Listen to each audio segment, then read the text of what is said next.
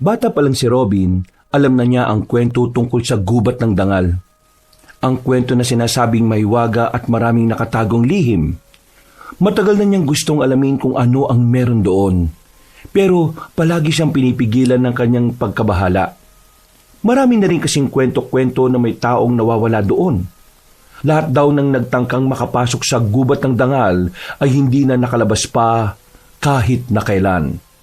Pero kahit na maraming masamang kwento ang gubat, hindi pa rin naaalis sa utak ng binata na sana isang araw mapatunayan niyang hindi totoong mapanganib ang nasabing kagubatan. Paulan na naman, Robin. Baka naman kung saan ka na naman gumalaan yan, ha? Nabalitaan mo naman siguro ang nangyari nitong nakaraan. Ang alin, Lo? Ay, nako. Wala ka talagang alam yung nangyari doon sa isang lalaking pumunta ng gubat kahit masamang panahon. Nitong nakaraan lang. Nung Martes. Nakidnatan yung lalaki. Ayun, lapnos. Nagawa niya pang makauwi sa kanila. Naitakbo pa siya sa ospital. Pero namatay din. Naapektuhan din kasi ang utak niya sa sobrang lakas ba naman ang kidlat eh. Sino ba naman kasing tanga magpupunta sa gubat kahit na kumikidlat? Hindi mo rin naman masisisi yung tao. Naghahanap buhay eh. Kakahanap buhay, kamatayan ang nahanap. Hindi ko isusugal ang buhay ko sa ganun. Ayoko pang makidlatan, no? Marami pa akong gusto mangyari sa buhay ko. Ay, siya nga pala. Ano bang balak mo sa buhay mo? Alam mo, nakukonsensya na ako sa mga magulang mong nasa ibang bansa eh. Tuwing makakausap ko sila sa telepono, palagi na lang ako nagsisinungaling na meron ka ng magandang trabaho. Salamat po sa pagsisinungaling. Pero hindi ko pa rin alam kung anong gagawin ko eh. Bakit kasi hindi ka nalang pumunta sa Maynila? Gamitin mo yung tinapos mong kurso ng ano bang tawag dyan? XRM? Lo, HRM. Ay, oo, tama. HRM nga. Magtatrabaho naman ako eh, pero hindi pa lang ako handa. Alam niyo naman kasi na hindi yun yung gusto kong kurso eh. Kaya ngayon, hayaan niyo na muna ako magliwaliw. Liwaliw ka dyan. Paano kapag nalaman ng mga magulang mo na nagsisinungaling ako? Di ako madadali. Lagot na naman ako sa nanay mo. Hindi naman malalaman kung walang magsasabi. Ay, siya nga pala. Ano palang nangyari dun sa binabalak ng mga kumpare mo sa pagpunta dun sa gubat ng dangal? Hindi na sila tumuloy. Mga natakot eh. Bukod sa ayaw nilang makidlatan, takot sila na baka hindi na sila makalabas. Lo, total, matagal ka na rin dito sa atin, di ba? Ano ba talagang meron sa bundok ng dangal? Alam ko na may mga kababalagan dyan, pero hindi ko alam kung ano yung pinaka-kinatatakutan ng mga tao. Okay, sige. Sasabihin ko na rin sa'yo. Noong kasi, may mga naniniwala na merong dalawang magandang babae ang nagbabantay sa kagubatan. Ang sabi nila, maraming engkanto raw o diwata. Basta, sobrang ganda. Kapag daw nakaharap mo yun mawawala ka na sa sarili mo. Tapos ayun, hindi ka na makakaalis. Yan kwento lang naman, di ba? Kwento tungkol doon, sa gubat ng dangal. Ang ibig ko sabihin, paano nyo nalaman ang kwentong yan? Di ba sabi nila, wala nang nakakalabas mula doon. Kanino galing yung kwentong yan? Kinuwento lang din sa akin. Kwento lang din pala. Saan ka pupunta? Naulan na.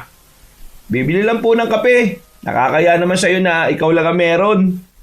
Gumamit ka ng payong. Mamaya magkasakit ka pa gastos na naman yan. Agad na kinuha ni Robin ang payong sa gilid ng kanilang pintuan. Hindi naman kalakasan ng ulan sa mga sandaling yon, pero malakas naman ang hangin. Kaya ganun na lang ang higpit ng pagkakahawak niya sa payong. Tahimik na ang buong lugar nila sa mga oras na yon. 11:00 na rin kasi ng gabi. Pero buti na lang, may nag-iisang tindahan pa rin na nakabukas sa ganoong oras.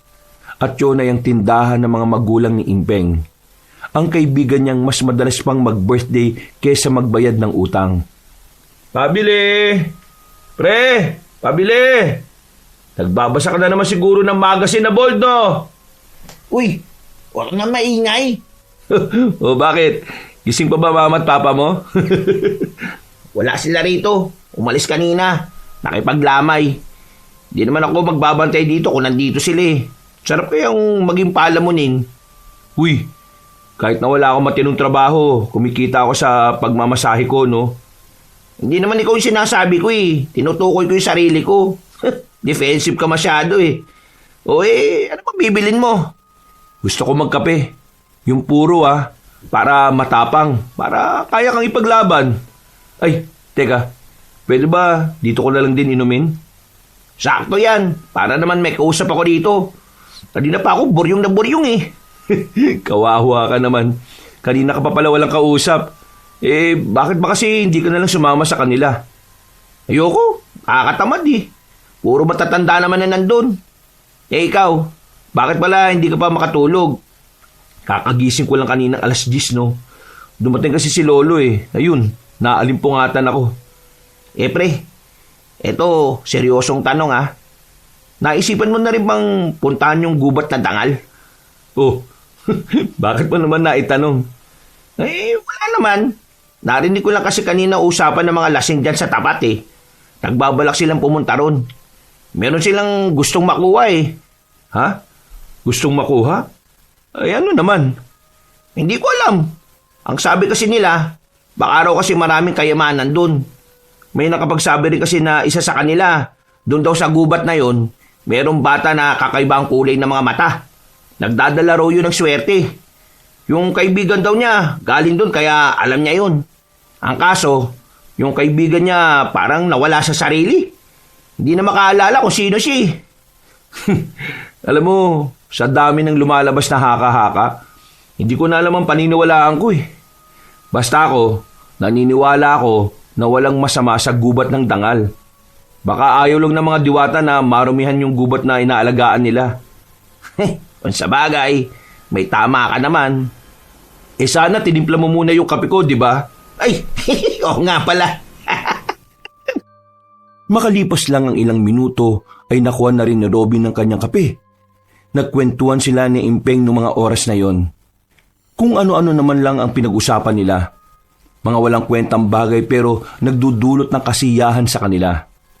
Matagal nang magkakilala ang dalawa. Magkababata sila. Para bang magkapatid na rin ang turingan. Kung meron mang tao na mas pinagkakatiwalaan ni Robin sa lugar nila, si Impeng lang yon bukod sa kanyang lolo. Ang malas talaga. Tingnan mo, lumakas pa ulan. Ikaw yata ang malas eh. Buang, baka may bagyo lang talaga. Gusto mo, hiramin mo itong payong ko. Parang makakalas sa lakas ng hangin yung dala mo eh. Buti naman naisipan mo. Sandali, kunin ko lang. Matapos makapagkape, pinilit ni Robin na makauwi ng kanilang bahay. Hindi rin naman siya pwedeng makipagkwentuhan na magdamagan kay Impeng. Kinabukasan kasi ay meron pang magpapamasahe sa kanya. Sinuong niya ang malakas na ulan gamit ang malaking payong ni Impeng. Pag-uwi niya sa kanilang bahay, tulog na ang kanyang lolo Taning. Alam niyang pagod na pagod yun sa trabaho bilang factory worker sa bayan. Kinumutan na lamang niya ang matanda dahil malamig ang panahon. Natulog na lang din siya pagkatapos nun. Kinabukasan, nagising ka na pala. Akala ko hindi ka na humihinga eh. Lumabas ka, bili ka ng almusal. Masakit yung paa ko eh, namamagana naman. Naku, ano na naman nangyari dyan? Nasobra niya ata sa lakad. Babad niyo mamaya sa maligamgam na tubig, baka nalamog lang. Lumabas na lamang ang binatang si Robin patungo sa bilihan ng pandesal. Hindi pa man siya nakakarating doon, natanaw na niyang may dalawang lalaking nag-aaway. Nang makalapit na siya, namukaan niya si Impeng. Kaaway nito ang pinsan nitong si Amboy. Agad namang siyang umawat. Pumagitna siya sa dalawa. Nang magkaroon na ng distansya ang magpinsan, nagtalakan naman ng mga ito. Sinabihan na kita eh.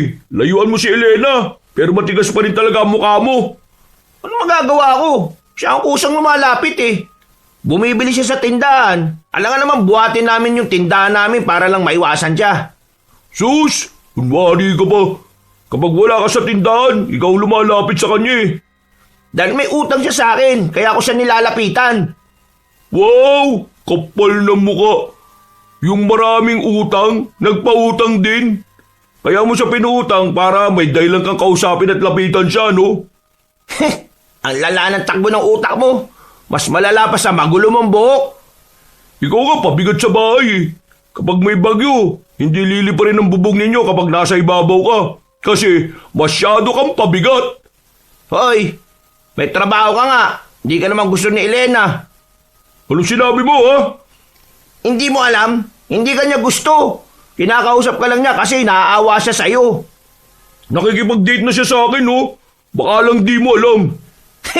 Hindi porke nakikipag-date na sa'yo yung tao, gusto ka na. Nahihiya lang yung taong sabihin sa'yo na tumigil ka na, no? Kasi mukha kang kawawa. Para kang basang sisiw. Ba't tarantado ka? Oo, tama na yan. Ano ba kayo? Pinag-aawayan niyo babae? Magtaka ka kapag pinag-awayan namin lalaki, no? Yang kasing sinaulong yan, alam na niyang naliligaw ako kay Elena eh. Poporma din siya. Amboy, hindi naman sa akin nakampihan ko itong si Impeng ha. Pero manliligaw ka pa lang naman kay Elena. Wala ka pang karapatang bakuran yung tao. Kapag may ibang nagkagusto kay Elena habang nanliligaw ka, wala kang magagawa dun. Ang kailangan mong gawin, maging sport ka lang. May the best man win. Wala naman akong problema kung magkaroon ako ng karibal eh. Pero yung sinaulong yan, nagsinungaling sa akin. Dati sabi niya sa akin na kahit kailan, hindi siya magkakagusto kay Elena. Tapos ngayon, ganyan siya. Pre, totoo ba yung sinabi nito? Ha? Oo. Ay, pambihira ka naman pala eh. Bakit ka naman kasi nagsabi ng ganun? Anong magagawa ko? Ako gusto ni Elena. Ha? Ikaw ang gusto niya? Siya ang nagsabi nun, hindi ako. Ikaw ang gusto niya? Nagsasabi ka ba ng totoo? Ikaw ba ang gusto niya? Mabuti pa. Tanungin mo na lang siya. Pag mali ako, mananahimik ako. Pero pag tama ako, umiyak ka na lang. Bakit? Bakit? Tumakbo ang lalaking si Amboy habang umiiyak. Para itong bata na pinauwi ng magulang para patulugin sa hapon. Napapailing na lamang si Robin at Impeng. Kahit ang ibang taong naroon ay hindi rin makapaniwalang ganun ang nakikita nila. Uy, ganun ba talaga yung pinsan mo na yon? Aba, ewan ko. Hindi rin naman kami close niyan eh. Lagot ka pre, pinaiyak mo. Uy, wala akong kasalanan ha. Di ko na problema kung palay na lumalapit sa manok. Galing ha, ang gwapo mo naman palang manok. Mismo! Bumili na lamang ng almusal ang binatang si Robin. Pagbalik niya ay sabay nilang nilantakan ng pagkain. Maya-maya lang ay umalis na rin ang kanyang lolo kahit na masakit pa rin ang paa nito. At si Robin naman bilang dakilang tambay at hindi rin naman natuloy ang pagmamasahe niya sa isang customer, natulog na lamang siya maghapon. Malamig naman na kasi ang panahon noon dahil bumuhos na naman ang ulan. Dakong 6:00, napabangon ng binata nang marinig niya ang malalakas na katok sa sala. Dali-dali siyang tumayo at binuksan ang pinto. Bumungad sa kanya si Impeng na basang-basa ng ulan. Para itong nag-aalala. Oh, bakit? Ayaw ko maligo sa ulan ha, ikaw na lang. Pre, si Amboy. O bakit? Anong meron? Binasted na ni Elena. Wow, di ang saya mo ngayon. Masaya. Hindi. Magpapatiwakal si Amboy, pre. Nakita ko siya papunta siya sa gubat ng dangal. Sabi niya sa akin, hindi na siya aalis doon. Ha? Ano? Pre, ano gagawin ko? Parang kasalanan ko na pumunta siya doon eh. Di puntahan natin siya. Ha? Di ba delikado sa gubat na yun? Haka-haka lang yun. Paano nga kung totoo? Kung totoo, di totoo. Anong gusto mo? Mamatay yung pinsan mo nang wala kang ginagawa. Kung nakokonsensya ka, sumama ka. Kinuha ni Robin ang payong sa gilid. Pero kalalabas pa lang nila ay nililipad na agad ng payong na yon. Kaya naman hindi na nila yun inintindi pa. Nagpaulan na lang din si Robin. Hindi naman kalayuan ang gubat na dangal mula sa kanilang baryo. Kaya hindi na nagtagal ay nakarating na rin sila doon. Nasa bungad na sila, bigla silang napatigil. Maging si Robin ay parang nagdalawang isip. May kung anong pumipigil sa kanila. O di ba? At ikaw natatakot din? Dito ka lang, Impeng.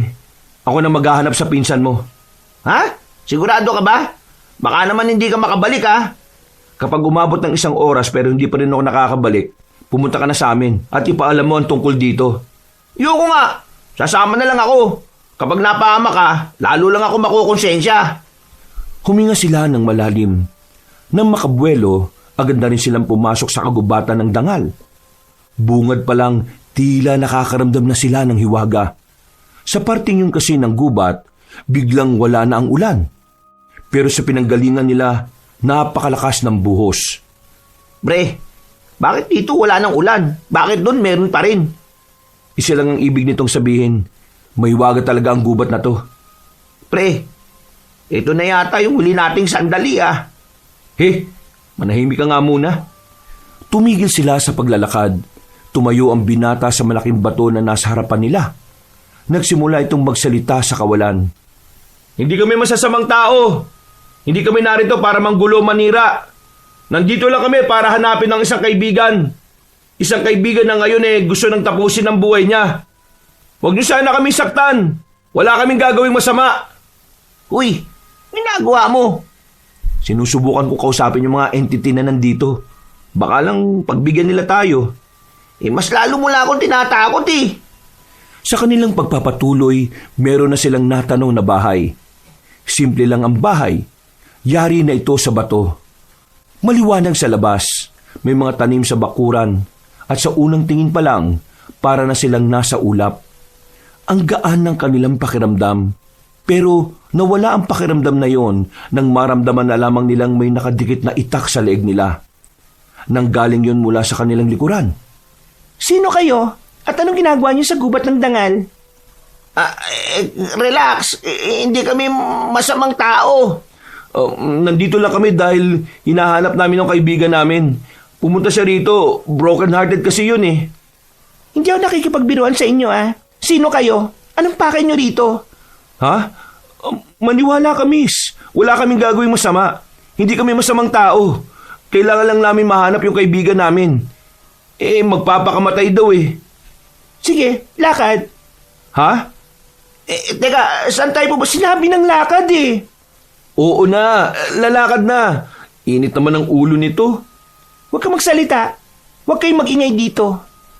Kahit nalabag sa kanilang kalooban ay sinunod na lamang nila ang gusto ng babae. Naglakad sila kahit na nag-aalala sila para sa kaligtasan ni Amboy.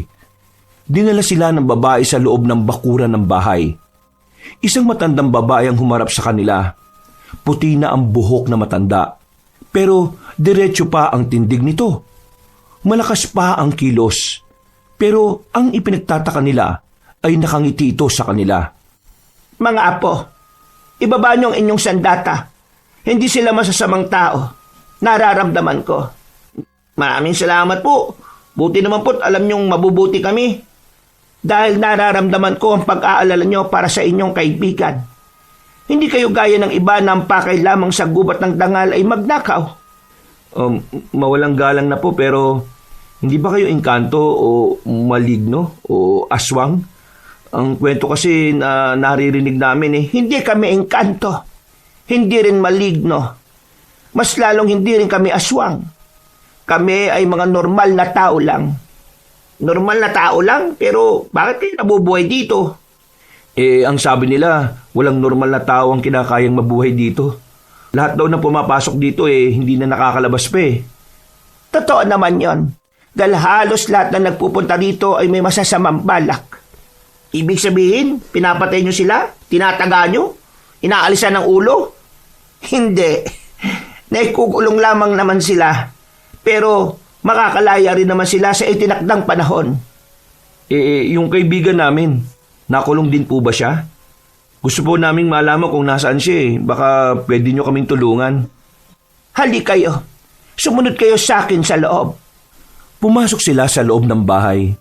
Pagdating nila roon, nakita nila ang batang lalaki na kakaiba ang mga mata. Walang itim ang mga mata nito. Nakita din nila si Amboy habang nakahiga. Walang malay. At ang babaeng lalaki, tila meron itong ginagawa sa kaibigan nila. Anong nangyari sa mata niya? Anong ginagawa niya kay Amboy? At anong nangyari sa pinsan nitong kasama ko? Nakita namin walang malay ang lalaking niyang sa gilid ng ilog. May sugat siya sa noo. Parang tumama ang ulo niya sa bato. Mabuti na lang, naagapan namin. Yang batang yan ay si Damos. Ginagamot niya ang kaibigan ninyo. Pre, totoo nga. May bata ritong kakaiba mga mata. Naguguluhan kami, Manang, ah. Pwede ba naming malaman kung ano kayo at ang batang yan?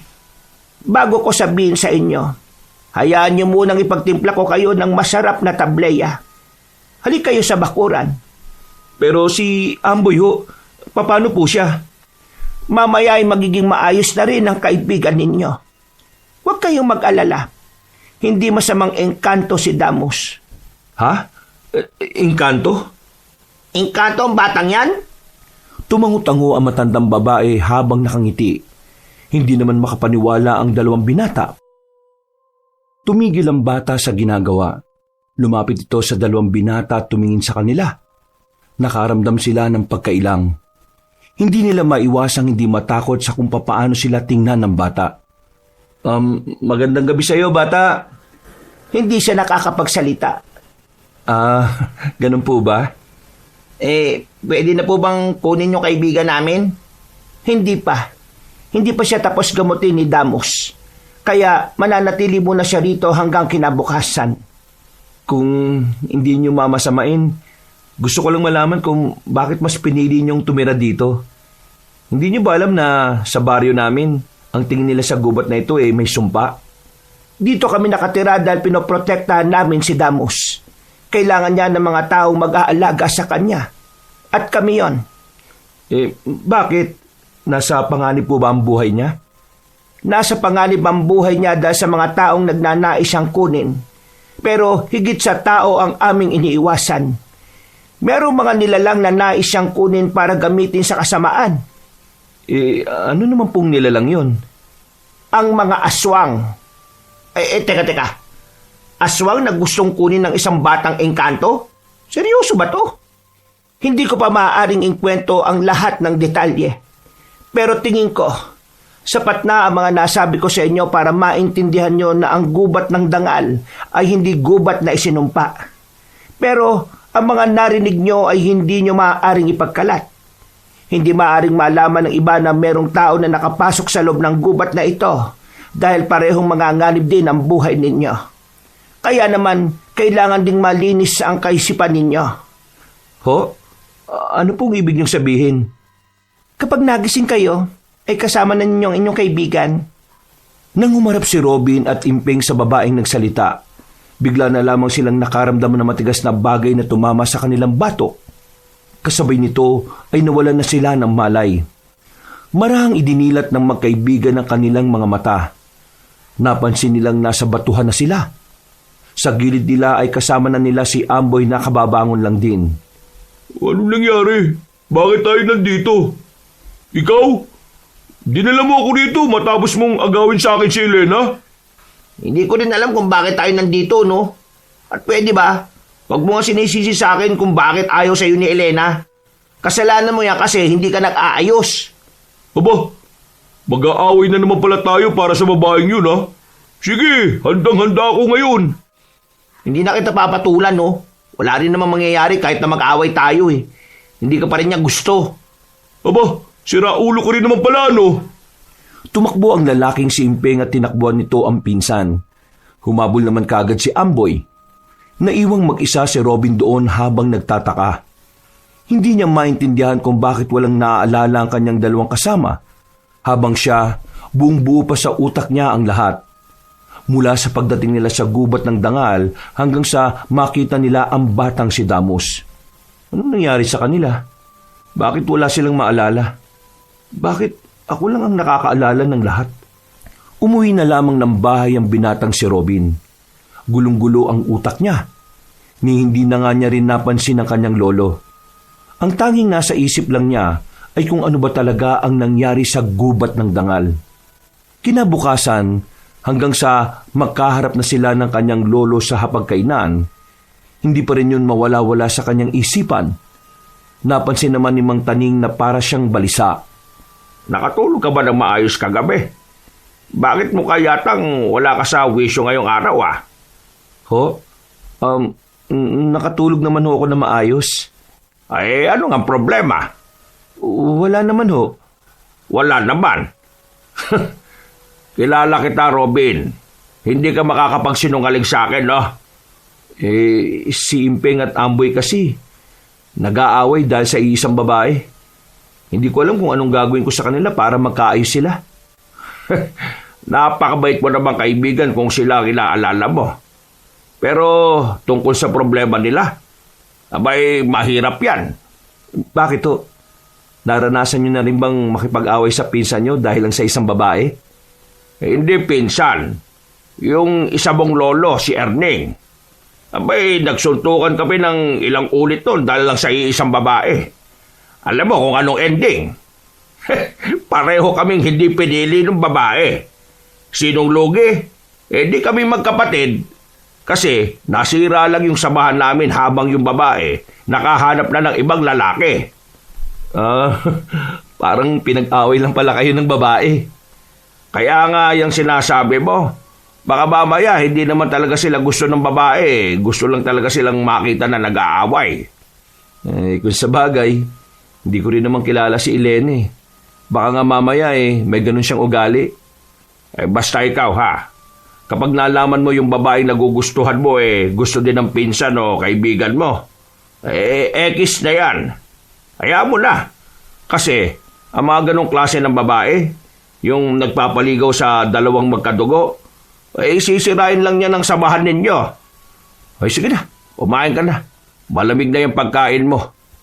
Napatango na lamang si Robin.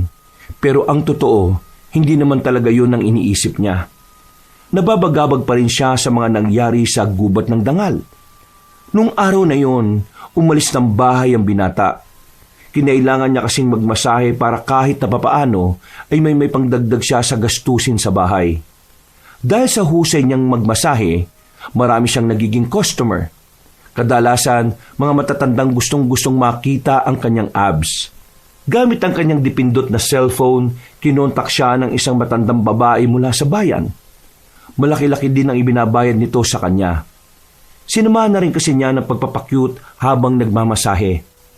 Bandang hapon, tapos na siya sa mga kliyente niya. Nakakapagod pero kahit na papaano, masaya siya dahil malaki-laki rin naman ang kanyang kinita. Nakakainis ah. Bakit ang daming tao ngayon? Hirap na namang sumakay nito. Habang naghihintay sa gilid ng kalsada, nakita niya ang pamilyar na mukha ng dalawang babae. Hindi siya maaaring magkamali. Ang dalawang babaeng yon ay nakita niya mismo sa gubat ng dangal. Sinundan niya ang dalawang babae na yon. Sa kakasunod niya, hindi na niya namalaya na nasa parting tahimik na sila. Sa parting wala nang gaanong taong dumaraan. Nasaan na yung dalawa? Bigla na lamang siyang kinabahan nang maramdaman niyang may matulis na bagay nang nakatutok sa kanyang tagiliran. Kasunod nito ay ang tinig na nagbabanta. Subukan mong gumalaw. Babaw nito sa tagiliran mo. Hindi naman ako masamang tao. Wala akong gagawing masama sa inyo. Kung ganon, bakit mo kami sinusundan? Ano kailangan mo sa amin? May gusto lang sana akong itanong. Anong itatanong mo? Kapag hindi ko yan nagustuhan, pasensyaan na lang tayo. Bakit yung dalawang kaibigan ko walang maalala? Pero ako, malino sa alaala ko ang lahat. Kayong dalawa, naroon din kayo sa gubat ng dangal. Nang sabihin yun ni Robin, marahang ibinaba ng babae ang patalim. Humarap naman ng binata. Nakita niyang tila nagtataka rin ang babaeng si Belen. Pati na rin ang kasama nitong si Neneng. Nakikilala mo kami? Oo, nakikilala ko kayo. Kaya nga ako nasunod sa inyo Teka, ano bang ginawa niyo sa dalawang kaibigan ko? Bakit hindi nila maalala na nanggaling kami sa gubat ng dangal? Anong ginawa niyo sa kanila? Hindi ko alam kung anong meron sa'yo. Ngayon lang nangyaring hindi tumalabang gayuman ni Lola Rosa. Teka sandali. Ginayuma kami? Pambihira. Baka naman may inlove kaming lahat sa lola mo Ibang gayuma yon. May iba't ibang uri ng gayuma. Ang ginamit sa inyo ni Lola ay pampawala lang ng alaala.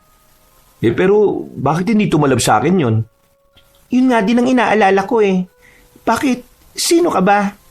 Uy, baka mamaya kung anong gawin mo sa akin Pangkaraniwang tao lang ako na may simpleng pangarap. Hindi ka ba aswang? Ako? Aswang? Hindi ah. Bakit naman ako magiging aswang? Hindi tumatalab sa mga aswang ang gayuma eh. Hindi ako aswang, no? Kahit na ipatest niyo pa ako, normal akong tao. Alam ko, ang hindi ko maintindihan, anong nangyari at hindi tumalab sa'yo? Ito ang unang pagkakataon na sumablay ang gayuma ni Lola eh. Eh ikaw, alam mo ba kung bakit hindi tumalab? Kanina ka pa hindi nagsasalita dyan eh. Eh hindi siya talaga makakapagsalita.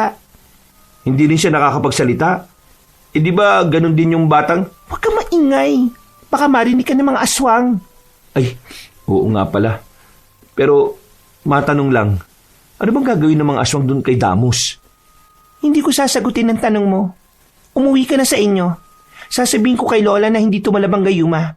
Pupunta na lang kita sa baryo ninyo kapag kailangan kang ipatawag ni Lola. E paano kung ayaw kong pumunta ron? Eh di mayayari ka sa amin. Bakit? Anong klaseng tao ba kayo? Albularyo. Albularyo? Sino? Kayong tatlo? Yung lola mo at itong babaeng hindi nagsasalita? Oo, albularyo kami. Kaya huwag kang loloko-loko sa amin. Kasi kahit na anong oras, kayang-kaya kitang itumba. Sa sinabing yun ng babaeng si Belen ay tila nakaramdam ng kaunting pangamba ang lalaking si Robin. Tiningnan niya ang kabuuan ng dalaga. Tindig pa lang nito, alam na niyang hindi na ito nagbibiro.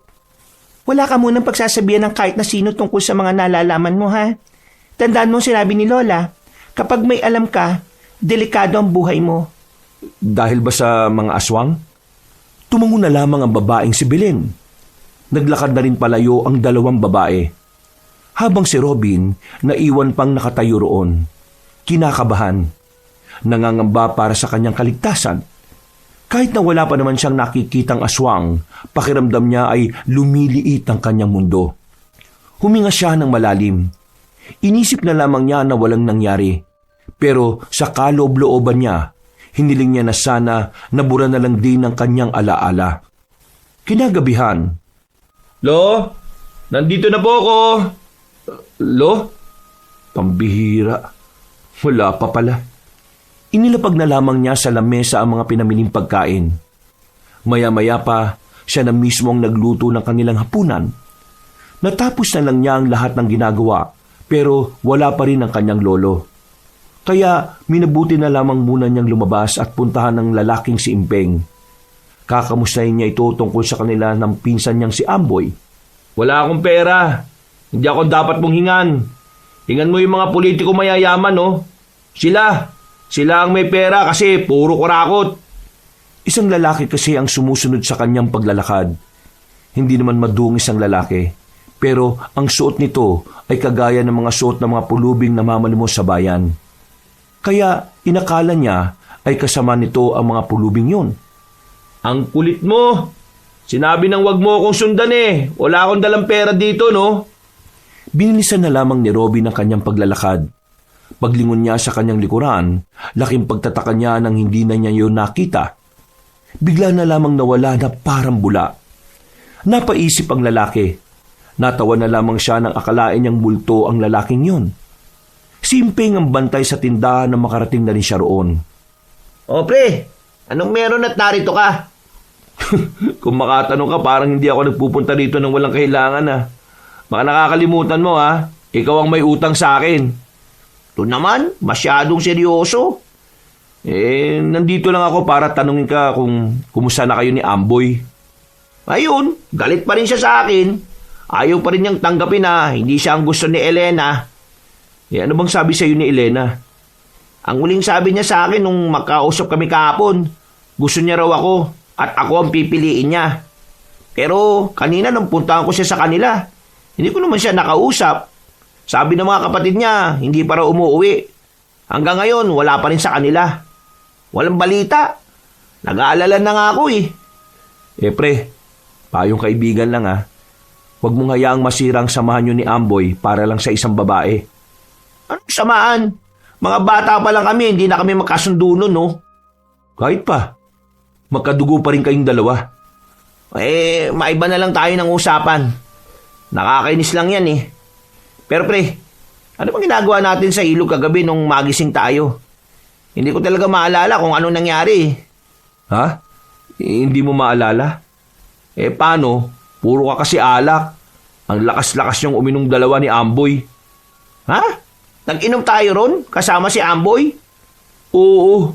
Buwang ka ba? Di ba kayo nga ang nagyaya? Ang sabi niyo kasi, mag-uusap lang kayo ng maayos tungkol kay Elena. Pero, naparami yata yung inom natin eh. Dahil humaba ng humaba usapan niyo. At sa ilog pa talaga tayo nag-inom?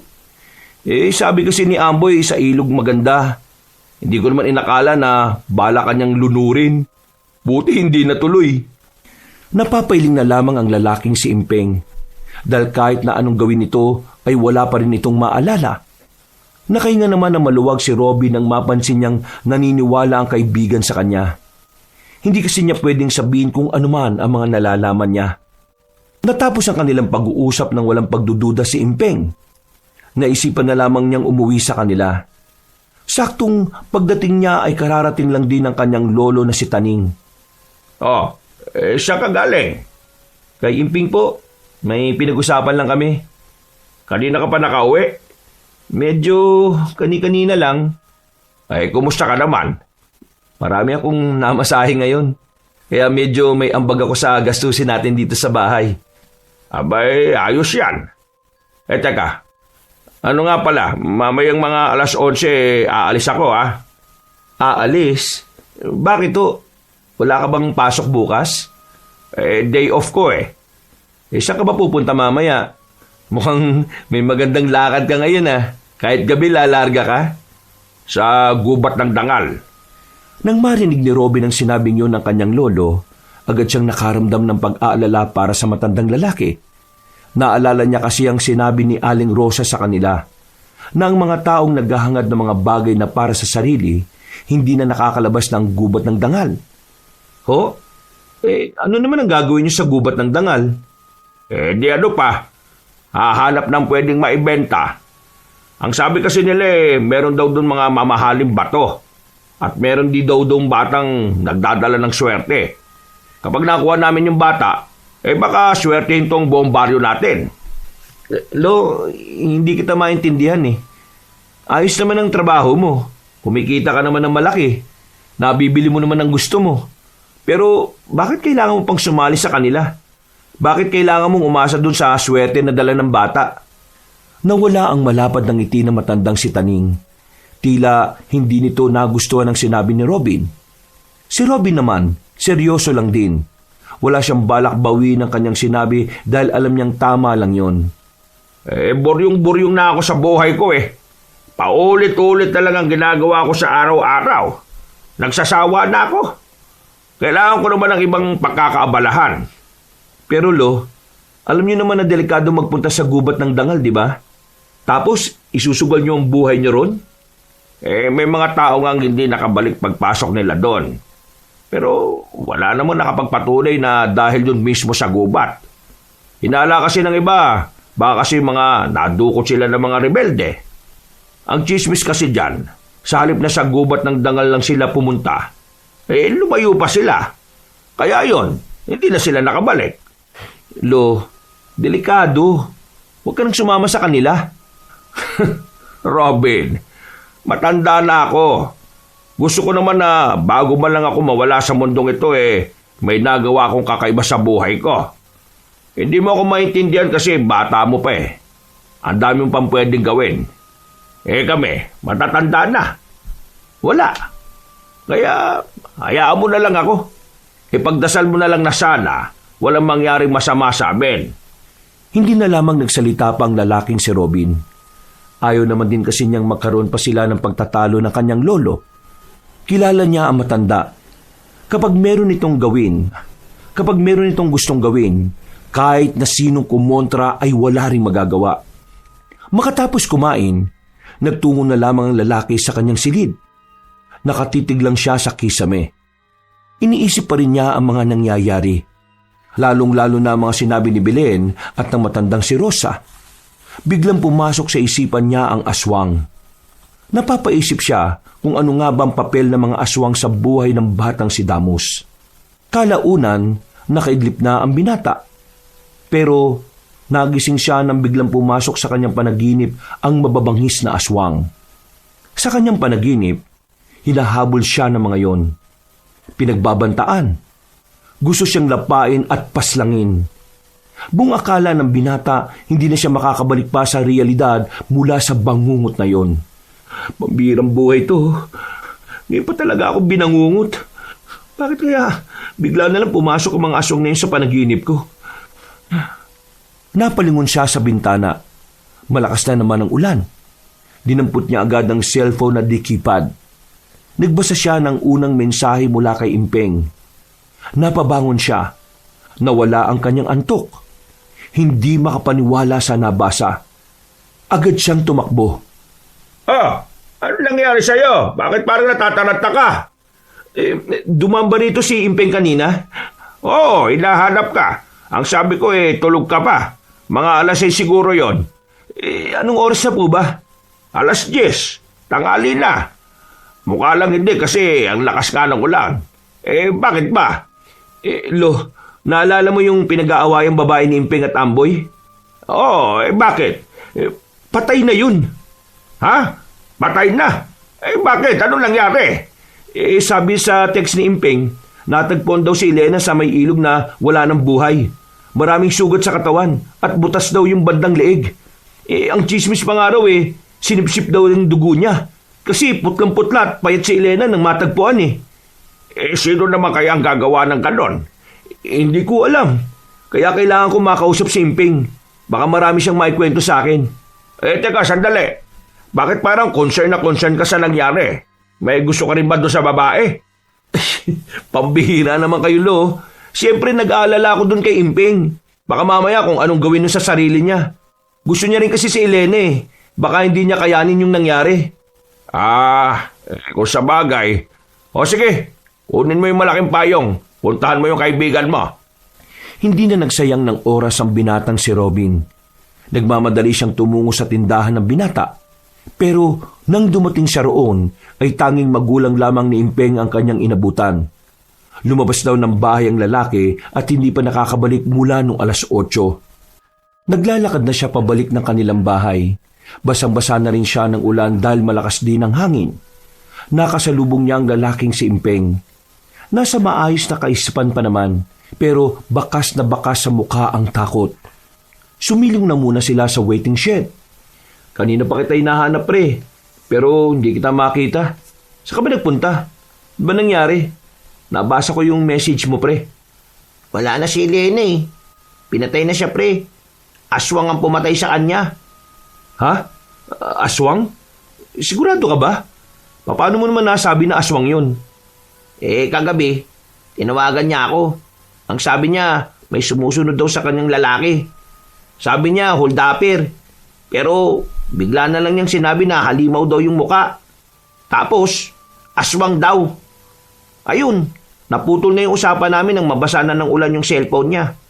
Hindi ko na siya naririnig Tapos, kaninang umaga, doon ko na nabalitaan na wala na siya. Nasabi niya ba sa'yo kung anong itsura ng lalaki nung hindi pa nagpapalit ng anyo? Yung itsura o muka, hindi niya nasabi. Ang sabi niya lang sa akin, yung suit daw ng lalaki, parang kagaya ng suit ng mga palaboy o pulubi sa bayan. Ha? Teka, naalala ni Robin ang lalaking sunod ng sunod sa kanya. Malakas ang kutob niya na ang sinasabi ni Impeng ay ang lalaki rin na yun. Pero hindi na muna niya yun sinabi sa kanyang kaibigan. Nagpaalam na muna siya rito. Balak niyang pumunta sa gubat ng dangal. Pero bago yun, umuwi muna siya sa kanila para mananghalian. Anong nangyari? Elo, totoo, wala na yung Elena. Inaswang daw, sabi ni Impeng. Ano? Inaswang baka mo? Yun daw yung usap-usapan ng pamilya ni Elena Pero may iba tayo, Lo. Kumusta pala yung lakad nyo kagabi? Di naman natuloy Umulan kasi ng malakas. Tapos, yung iba pa naming makakasama, mga lasing. Kaya sa Sabado na lang daw. Mabuti naman. Mabuti naman. Wala. Kumain na lang kayo dyan, Lo. Pagkatapos ng pananghalian, Lumabas siya ng bahay dala ang payong na sukong-suko sa lakas ng hangin. Pero kahit na masama ang panahon, hindi nagpapigil si Robin. Kailangan niya makausap sila Belen at Aling Rosa. Kailangan niyang maipaalam ang nangyari kay Elena. Ilang sandali lang ay narating na rin niya ang gubat ng dangal. Wala na siyang pangamba nang pumasok siya roon. Mula kasi nang malaman niyang hindi naman masasamang tao ang mga naroroon, malakas ang kanyang loob na magpunta. Sa parteng kinatatayuan ni Robin ay wala ng ulan. Pero kakaibang lamig naman ang kanyang nararamdaman. Aling Rosa? Belen? Nasaan kayo? Kailangan ko kayo makausap. Aling Rosa! Belen! Damos! Batang Engkanto! Wala pang 5 minuto, lumabas na rin na matandang si Aling Rosa at ang 2 babae na si Belen at Neneng. Iho, ano kailangan mo at bakit ka narito? Ang balita ko hindi ka daw tinablan ng gayuma ko. Ayun! Buti na lang nagpakita kayo kaagad. Aling Rosa, hindi ako nagpunta dito para sa gayuman nyo. Nandito ako para ipaalam na may pinatay na tao yung aswang sa lugar namin. Ang aswang? May pinatay sa lugar ninyo? Sigurado ka bang aswang ang totoong pumaslang sa sinasabi mo? Opo, yun ang sinasabi ng halos karamihan eh. Lola, tingin ko, pinakawalan na ni Odario yung mga bata niya. Baka nagsisimula na siyang gumawa ng hakbang para mapilitan tayong ibigay si Damos sa kanya. Teka, ano ba kasi kinalaman ni Damos sa mga aswang? Si Damos ay hindi lang batang engkanto. Siya ay may dugong aswang din. Anak siya ng isang engkantong babae at ng isang aswang na lalaki. Si Odario, ang sinaunang aswang. Sinasabi niyo bang gagamitin ng aswang yung anak niya kasi may kakaiba talaga sa batang si Damos? May kakaibang kapangyarihan si Damos. Kapangyarihan na hindi niya kayang gamitin dahil maaari niya itong ikamatay. Ang kapangyarihang iyon ang gustong makuha ng kanyang ama. Para lahat ng albularyo sa probinsyang ito, mas madali na lang niyang mapapatay. Teka ho, napapansin ko lang bakit parang hindi kayo nagdadalawang isip na sabihin sa akin ng mga ito? Bakit parang ang taas na ng tiwala niyo? Biglang sumenyas ang babaeng pipi na si Neneng habang nakangiti sa kanya. Nagsalubong naman ang kilay ni Robin. Wala siyang naintindihan bukod sa pagturo nito sa kanya. Ano daw ang sinasabi niya? Ang sabi niya, meron kang mahalagang papel sa mga nangyayaring ito. Ha? Anong klaseng papel? Papel di ahensya? Bond paper, Manila paper, kartolina, 1-whole sheet of paper o half sheet? Ano? Pinagsasabi mo? Ngayon ko lang napagtanto kung bakit hindi tumanap sa iyo ang gayuma ko. Ito ay dahil pinigilan ni Damos na umepekto sa iyo yon. Bakit? Bakit niya naman gagawin yun? Dahil ikaw ang nakikita niyang maaaring gumamit ng kanyang kapangyarihan. Ho? Ikaw ang lalaban sa mga aswang gamit ang kapangyarihan na tinataglay ni Damos. Teka sandali lang. Ano nga ako? Simpleng tao lang ho ako. Wala sa isip ko yung sinasabi niyo, no? Hindi pa nga ako nakakakita talaga ng aktual na aswang At isa pa, kaya ko lang naman pinapaalam sa inyo kasi gusto ko lang din naman humingi ng tulong sa inyo. Na baka meron kayong magawa para mapuksa yung pumatay dun sa babae. Una pa lang, trabaho na talaga namin ang kalabanin ng mga aswang. Pero hindi kami sasapat kung si Odario na ang makakaharap namin. Kaya naman, ngayong nakahanap na si Damos ng taong mapagkakatiwalaan niya, mas malaki na ang tsansa na matalo ang mga aswang. Naku, pambira naman buhay to. Parang nitong nakaraan lang nagmamasahe lang ako. Ngayon, makakaroon ako ng kapangyarihan. Wow ha! Ikaw ang liwanag. Ay, anak ng kabayo! Nagulat siya sa biglang paglitaw ng batang si Damos sa gilid niya. Kahit sila Aling Rosa ay nagtataka rin. Nakilala kasi nila ang batang yon na hindi nakakapagsalita. Lumapit agad si Aling Rosa kay Damos. Damos, nakakapagsalita ka na? Opo, Lola. Natutunan ko lang pong magsalita kanina. Ayos yan Ang bilis mo palang matuto. Mula nang ipinanganak ako, hindi na ako nakakapagsalita. Ngayon lang po ako natuto, kaya papaanong mabilis? Ay, oo nga naman. Mabuti naman at nakakapagsalita ka na. Mas makakausap ka na namin ng maayos.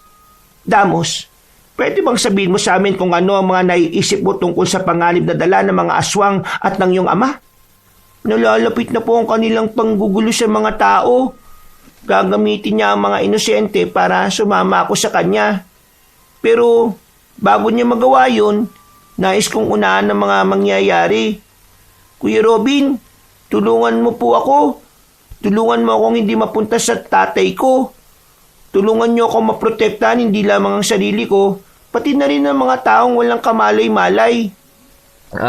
Aling Rosa, sigurado ba kayong bata to? Bakit ganito magsalita to? Parang mas matanda pa sa lolo ko eh. Kuya Robin, kapag hindi mo ako tinulungan, marami ang mapapahamak. At nangungonsensya ka pa talaga. Ikaw lang ang may busilak na puso ang karapat-dapat na gumamit ng kapangyarihan ko. Bakit hindi na lang yung kaibigan ko? O kaya yung ginamot mo, si Amboy? Robin, ang mga pinipili ni Damos ay mga taong walang galit sa puso. Sa ngayon, alam mong may puot sa kalooban ng kaibigan mo dahil sa pagkawala ng babaeng minamahal niya. Ganon din naman ang isa pang lalaki na karibal niya naman. Pero, ano ba kasing alam ko sa ganito? Wala.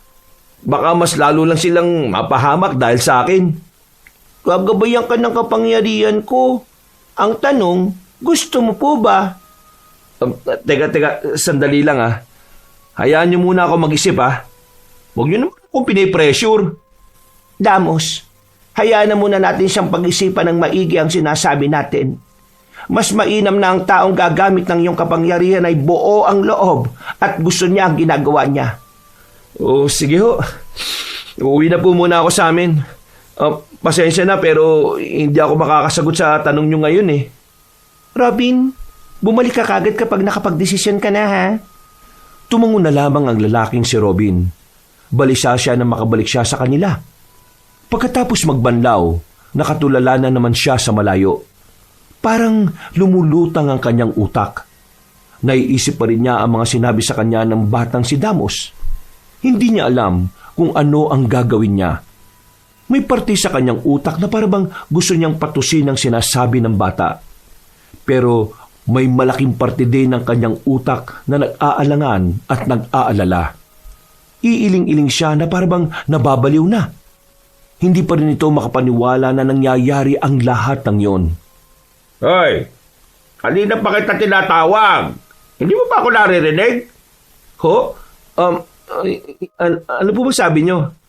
Ang sabi ko, saan mo nilagay yung payong? Gagamitin ko kasi lalabas ako mamaya.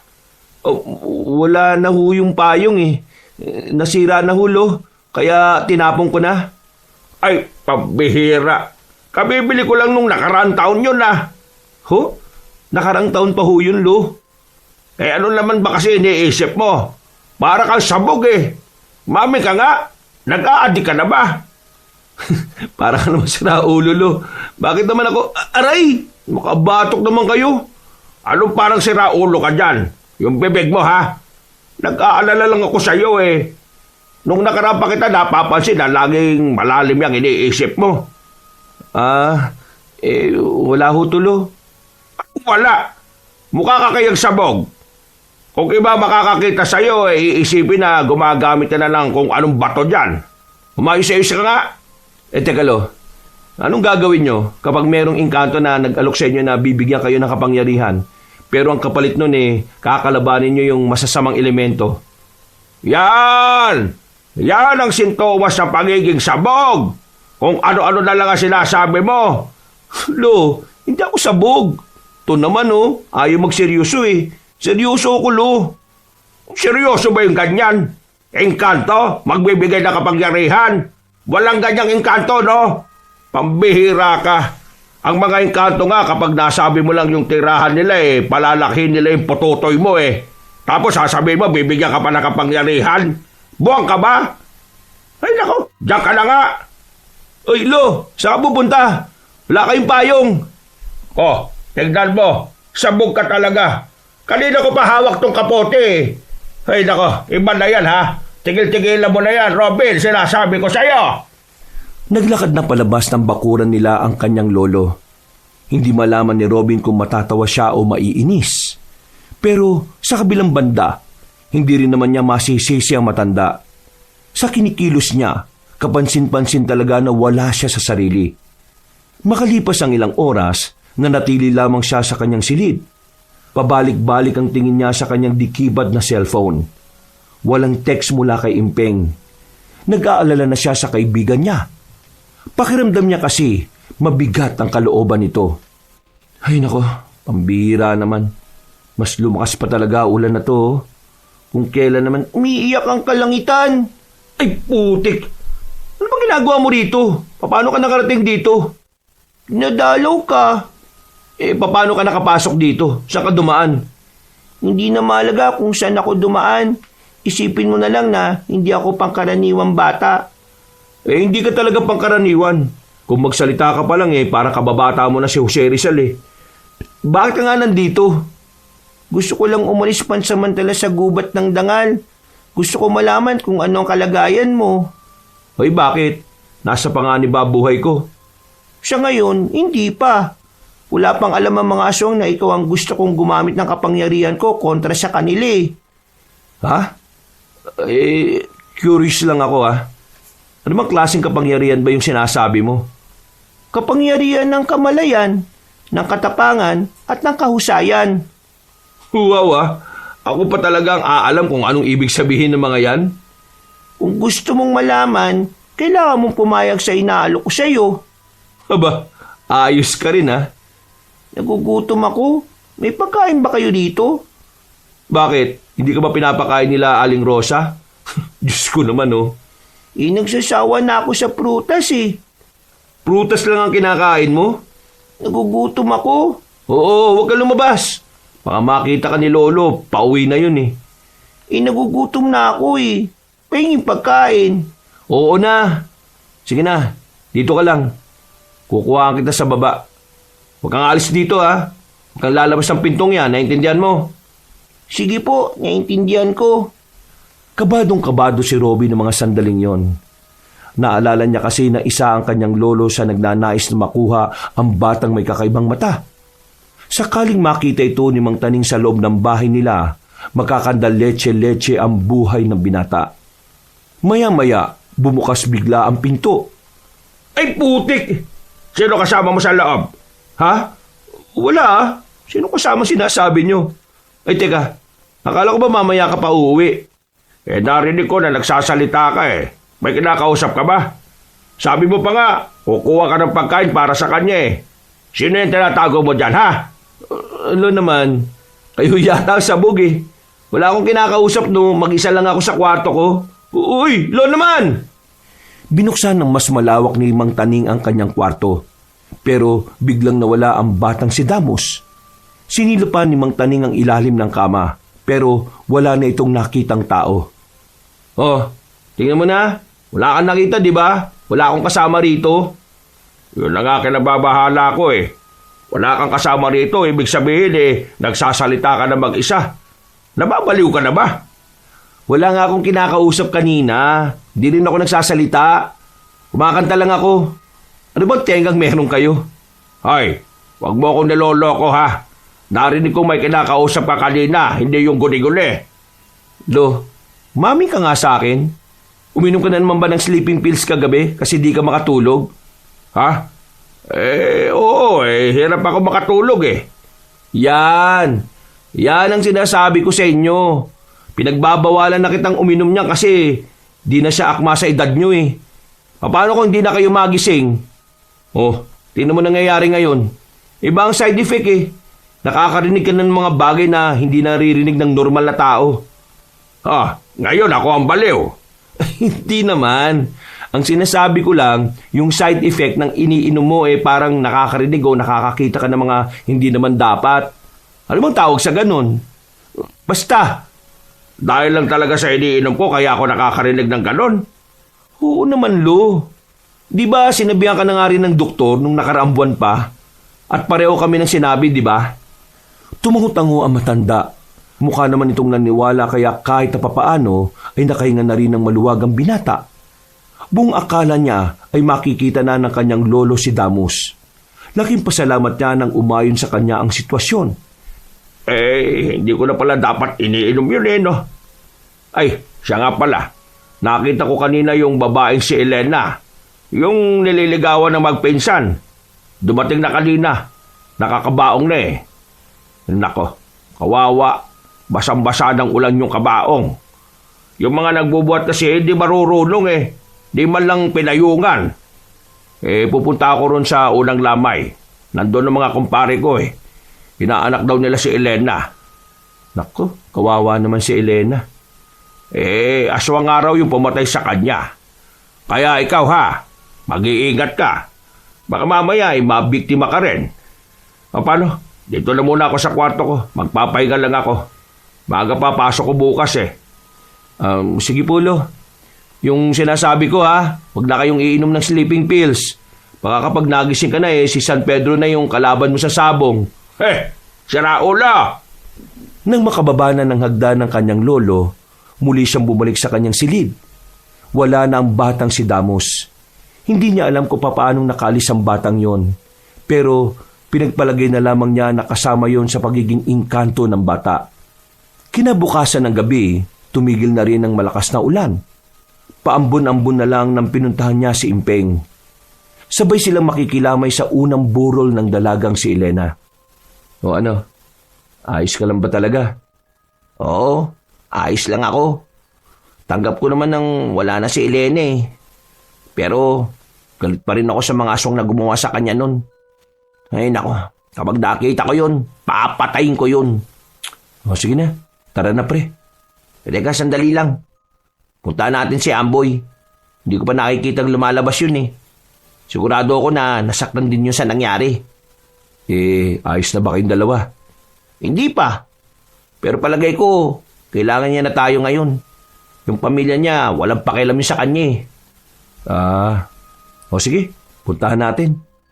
Sabay nang naglakad ang dalawa. Ilang sandali lang ay narating na rin nila ang tirahan ng binatang si Amboy. Nakita nila si Amboy na nakaupo sa gilid ng bahay. Nakayuko. Tila wala sa sarili. Nilapitan nila ito. Marami itong nag-angat ng tingin. Pagkakita nito sa kanila, bigla na lamang itong umiyak. O pre, Amboy, kalma. Kasalanan ko lahat eh. Kasalanan ko kung bakit siya nawala eh. Wala akong kwenta. Ano bang sinasabi mo? Paano mo naging kasalanan? Bakit? Ikaw ba yung aswang? Kung nagkaroon lang ako ng lakas ng loob na iligtas siya, nandito ba sana siya?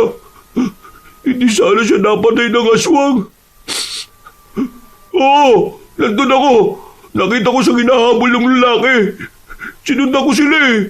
Pero nung makita ko yung mukha ng lalaking yun, hindi ako nakagalaw.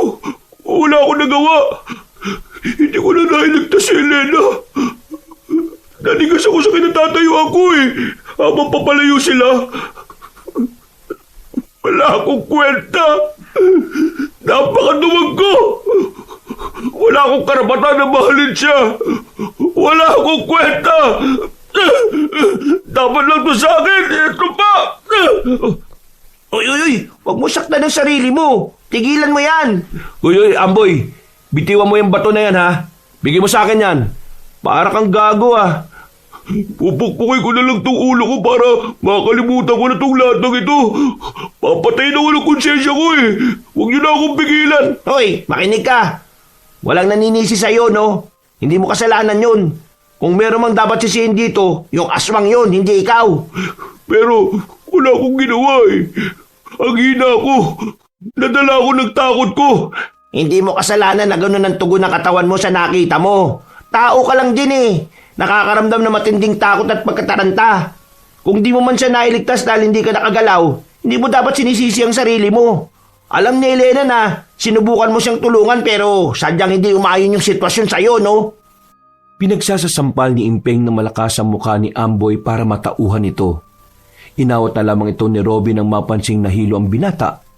Nanlalaki mga mata ni Amboy dahil hindi ito makapaniwalang gagawin yun ni Impeng. Nakahawak pa ito sa pisngi. Tama na pre. Baka mamaya ito naman ang sumunod kay Elena sa lakas ng sampal mo eh. Amboy, maayos ka.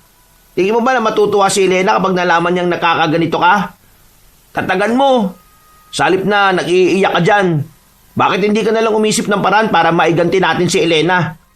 Sinasabi mo bang kakalabanin natin yung aswang na yun?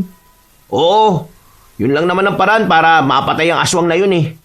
Gagawin ko lahat para mapatay ang aswang na yun at makaganti tayo para kay Elena. Impeng, sigurado ka ba nakakalabanin mo ang aswang? Walang dahilan para maduwag ako eh. Hindi ako papayag na hindi ko makuha ang hustisya para kay Elena. Ikaw, Amboy, sabi mo sa akin ngayon, sasama mo ba ako sa laban na to? Ha? Hindi ko alam. Hindi ko alam ang gagawin ko. Huwag mo ako tanungin ng ganyan, oh. Pre, hayaan mo muna si Amboy. Magulo pa utak niyan. Okay, sige. Pag-isipan mo na muna. Pero, sasama ka ba ngayon? Unang gabi ng burol ni Elena eh. Ayoko. Dito lang ako sa amin. Hindi ko kayang umarap sa kanya. O, di sige. Ikaw bahala. Pero, Amboy, wag na wag kang gagawa ng hindi maganda ha, lalo na sa sarili mo. Tatagal mo. Kukunin pa natin yung hustisya para sa babaeng mahal natin. Nang mapakalma na nila si Amboy, umalis na rin sila roon. Habang naglalakad sila, tumigil si Empeng. Tumingin ito ng seryoso kay Robin. Oh, bakit? Samahan mo ako. Di ba magkasama naman na tayo? Papunta tayo sa burol ni Elena. Samahan mo akong hanapin yung aswang na yun. Pre, seryoso ka ba talaga dyan? Delikado mga aswang, pre. Pwede mo ikamatay yun. Wala rin ako nagawa eh. Para din akong papatayin sa konsensya ko. Kaya pre, samahan mo ako. Mas magagawa ko to ng maayos kapag kasama kita eh. Ha? Hindi ko alam, pre. Pag-iisipan ko muna, ha? Akala ko ba sanggang dikit tayo? Bakit ka ba nagdadalawang isip? Pre, may mga pamilya tayo na pwedeng madamay. Hindi mo ba naiisip yon? Pero kung dumami ang mga aswang dito at mas marami pa silang mabiktima, tingin mo ba hindi rin sila madadamay? Pre, ang punto ko, may gawin man tayo o wala, kapag pamilya na natin ang pinunterya, ganun din. Mas maigi nang may gawin tayo kaysa tumunganga at mag-abang kung sino yung susunod na mamamatay. Hindi lang naman to tungkol kay Eleni. Tungkol na rin to sa kung paano natin poprotekta ng pamilya natin. Bakit parang alam mo na maraming aswang na pwedeng manggulo dito sa atin? Nakita ko lang sa panaginip ko. At yung panaginip ko, unti-unti na nangyayari. Kaya naniniwala ako na yung panaginip na yun isang babala at sinyalis. Na kung wala tayong gagawin, baka mamatay lang din lahat ng mahalagang tao sa atin. Hindi na nakapagsalita pa ang lalaking si Robin. Napagtanto niya na meron naman talagang punto ang sinasabi ni Impeng. Bagay na unti-unti nang nagtutulak sa kanya para isipin ang alok ng batang si Damos. Hanggang sa makarating na sila sa burol ni Elena ay nagtatalo pa rin ang kanyang utak kung tama bang pumahayag na siya. Naguguluhan siya. Meron pa rin parte ng kanyang sarili na tila ba nag-aalangan sa tungkulin na ipapasan niya. Kanina ka pa hindi nagsasalita Anong iniisip mo? Di yung sinasabi mo. Huwag mo na masyadong isipin yun, no? Di naman kita pipilitin kung ayaw mo eh. Basta ako, buo na loob ko. Kung ano man ang magagawa ko, gagawin ko. Tama naman yung mga sinabi mo, Imping O edi, sasamahan mo na ako. Oo. Pero, patapusin na muna natin yung burol ni Elena. Yan ang gusto ko sa iyo eh. Hindi mo ako iniiwan eh. Nag-akbayan na lamang ang dalawa. Makalipas ang ilang araw, sumapit na ang araw ng Sabado, ang araw na kung kailan ililibing na ang babaeng si Elena. Sa oras na ito, nasa katinuan na ang utak ni Amboy. Nahimasmasan na ito. Simping naman, hindi pa rin nawawala ang galit nito sa mga aswang.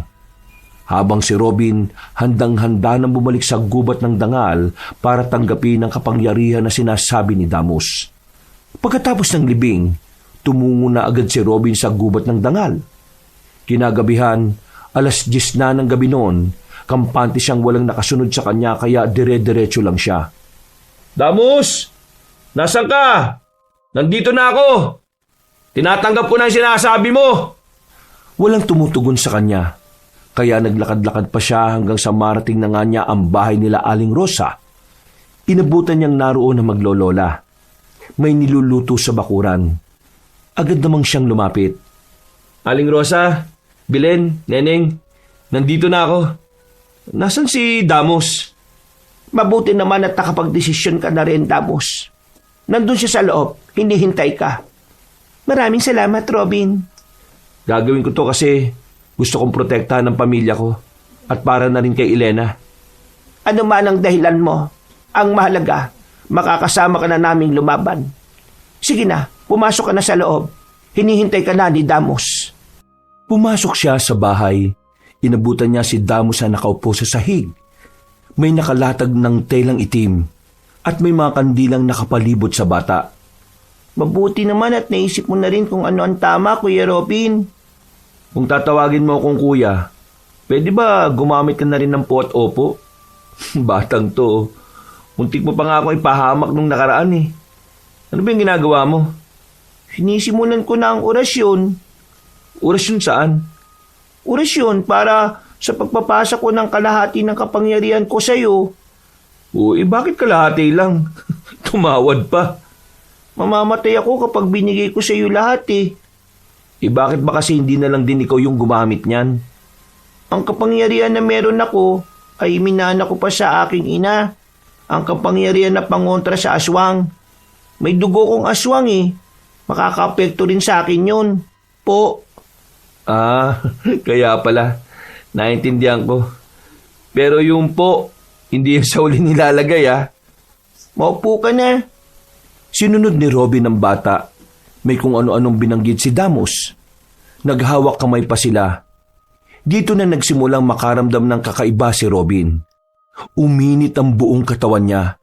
Pero ang pakiramdam niya ay para siyang nakalutang. Sobrang gaan ang kanyang katawan. Ang dami rin niyang naririnig na hindi naman niya naiintindihan.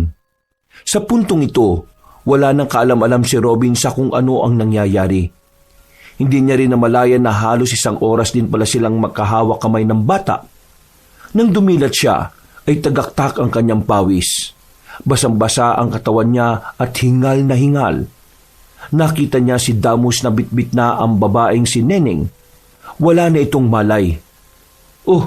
Ano nangyari sa batang yan? Normal lang na mawalan siya ng malay. Kalahati ng kapangyarihan niya ay nasa iyo na. Kailangan niya ng magpahinga. Naipasa na niya kagad sa akin? Ganun kabilis? Anong mabilis? 1 oras niyang ginawa yun, no?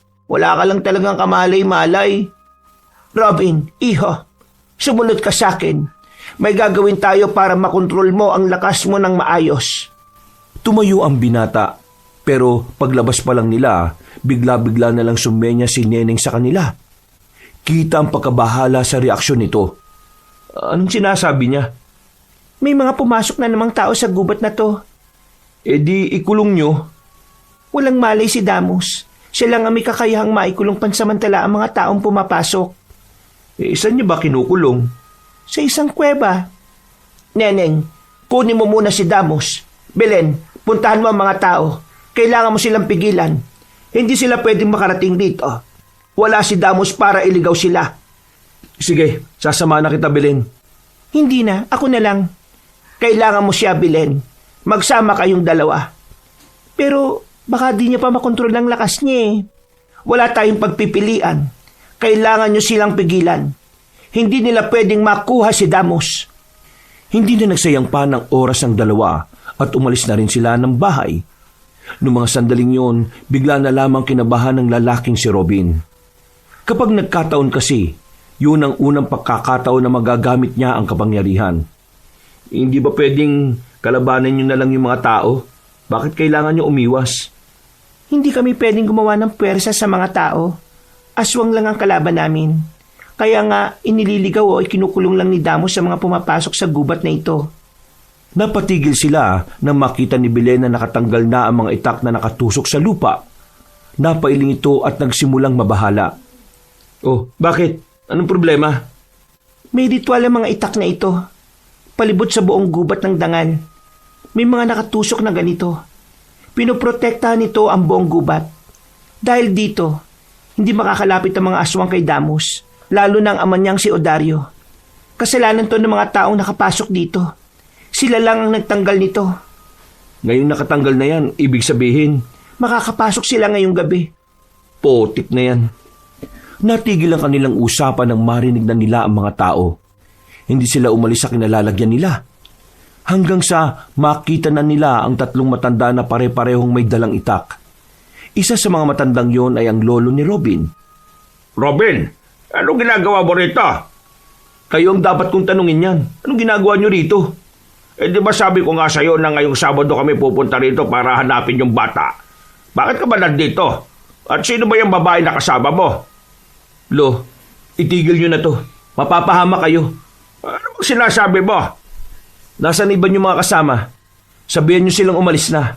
Ngayong tinanggal nyo yung mga itak na may ritual, makakapasok na rito ang mga aswang. At kapag nangyari yon, pati kayo mapapahamak. Ha! Sabog ka na naman ba, Robin? Isang aswang lang ang meron dito sa atin. At yun ay ang aswang na pumatay dun sa babaeng si Elena. Umalis ka dyan! Hahanapin namin yung mahiwagang bata na nagdadala ng swerte. Hindi niyo siya makukuha. Kailangan niyo muna akong patayin. Inalabas ni Belen ang itak nito. Pumorma ang babae. Nakaramdam naman ng pagkabahala ang tatlong matanda. Sa tindig pa lang ni Belen, kitang-kitang kakayanin nila silang mangtaning. Sabihin mo nga yung kasama mong babae na huwag siyang makialam. Abala eh. Nakikiusap ako sa inyo. Kung ayaw niyo masaktan, umalis kayo rito. Hindi para sa inyo ang gubat ng dangal. Alam mo, mabuti pa, Iha. Umuwi ka na muna sa inyo, ha? Hindi dapat naririto ang dalagang kagaya mo. Lo naman, makinig ka na lang. Kapag hindi kayo umalis dito, mapapahama kayo. Dahil sa ginawa nyo, makakapasok na rito mga aswang. Hindi ko alam kung anong nangyayari sa iyo, Robin, ha? Apo kita, mahal kita. Pero kung ganyan ka pasensya. Naririnig mo bang sarili mo, Lo? Para lang sa pag-asang swertihin kayo dahil sa batang yon. Pati ako kakalimutan nyo. Ano, tatagiin nyo ako gamit ang itak na daladala nyo? Hindi nakapagsalita ang matandang lalaki. Tila nakaramdam ito ng hiya sa sinabi ng apo. Mga ilang sandali lang, bigla silang napatigil sa kanilang pag-uusap dahil narinig na nila ang angil ng mga aswang.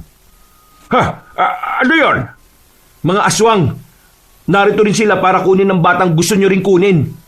Lahat na magiging karibal nila sa bata, papatay nila. Kahit na kayo rin. Ay, lintik. Umamin ka nga sa akin. Ano ba nalalaman mo rito, Robin? Saka na ako magpapaliwanag, Lo. Sa ngayon, sumunod na lang muna kayo. Balikan nyo yung mga kasama nyo at umalis na kayo rito. Kailangan namin harapin ang mga aswang na yun.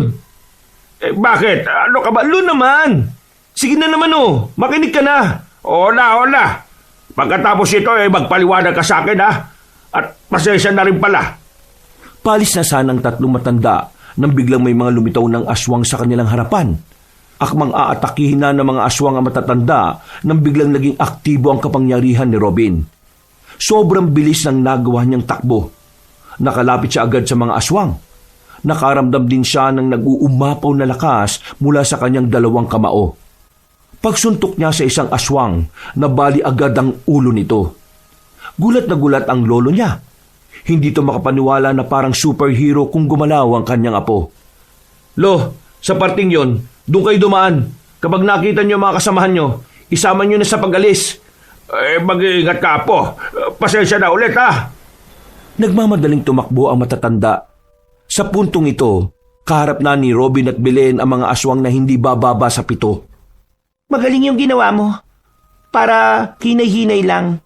Baka naman mabigla ka sa sobrang lakas mo eh. Hindi ko alam. Parang kusa ko na lang nagawa yun eh. Biglang umangil na malakas ang mga aswang. Nagpatunog ng mga daliri si Robin.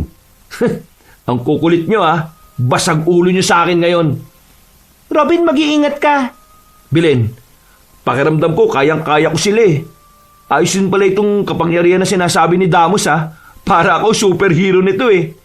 Huwag ka masyadong matuwa. Malalakas din ang mga aswang na makakalaban natin.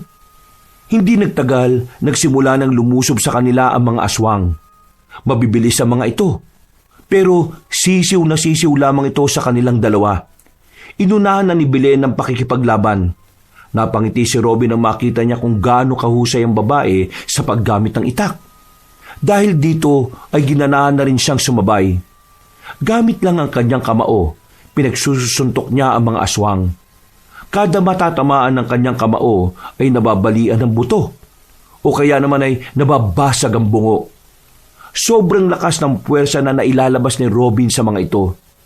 Hindi na kinakaya ng aswang. Dumating na rin sa puntong nadagdagan pa ng bilang mga nilalang na yon. Pero hindi yun naging problema para sa kanila. Ano? Wala na bang ilalakas tong mga aswang na to? Umayos ka, magseryoso ka, saka na yung yabang. Maya-maya pa, napansin na lamang nila na tumigil na ang mga aswang na yon sa pag-atake. Tila nakaramdam na rin ang mga nilalang na yon. Kaya naman nag-iba ng direksyon ng mga aswang. Alam na agad ni Belen kung sino ang pupuntiryahin ng mga yon. Sila Lola Rosa, kailangan natin silang puntahan. Silang uunahin ng mga aswang na yon. Hindi mo nila kaya yung mga aswang? Kakayanin nilang dalawa kung wala silang pinoprotekta ang bata. Tara na!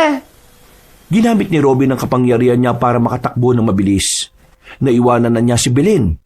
Nakarating siya kagad sa kinaroroonan ni Aling Rosa at Neneng. Sakto lang ang dating niya dahil nakapalibot na ang mga aswang. Nandito na ako! Hindi na kayo masasaktan! Daan-daan lang sa paggamit ng kapangyarihan. Hindi mo pa kontrolado ang kapangyarihan mo. Ayos lang yun, Aling Rosa. Akong bahala. Neneng, bigay mo muna yan si Damos kay Aling Rosa. Tara, palagan na natin sila. Napangiti si Neneng sa sinabi niya. Hindi nagtagal, agad na rin nilang hinarap ang mga aswang. Dahil sa sobrang tuwa, ginamit ni Robin ang kanyang kapangyarihan. Inisa-isa niyang paslangin ang mga yon. Kahit si Neneng na hindi nakakapagsalita, tila gusto nang tumili sa sobrang paghanga sa kanya. Aling Rosa, ano, goods ba? Anong goods? Ang saya pala kapag may kapangyarihan. Ayos na ayos. Sinasabi ko sa iyo, umayos ka. Kapag nasobrahan ka, ikaw naman ang... Kalma, Aling Rosa. Kaya ko to. Ang mabuti pa, habang kinakalaban namin to, salubungin mo na si Belen. Umalis na kayo rito. Ay nako, ang tigas talaga ng bungo mo. Hindi na inintindi ni Robin ang sinasabi ng matandang babae. Pinagpatuloy niya ang pakikipaglaban sa mga aswang. Sa mga sandaling ito, paunti na ng paunti ang mga kalaban nila. Punong-puno na rin ng dugo ang kamao ng binata. Ilang sandali lang, hindi na sila pinapalaga ng iba pang mga aswang.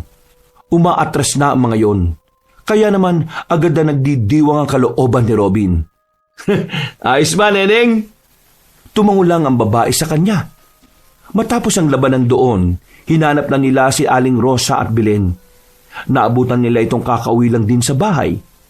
Lalapit na sana si Robin sa kanila, pero nakaramdam siya ng matinding hilo. Pagtingin niya sa mga kaharap niya, ay umiikot na ito sa kanyang paningin. Anong nangyayari? Bakit kayo umiikot? Ayaw mo kasing makinig eh.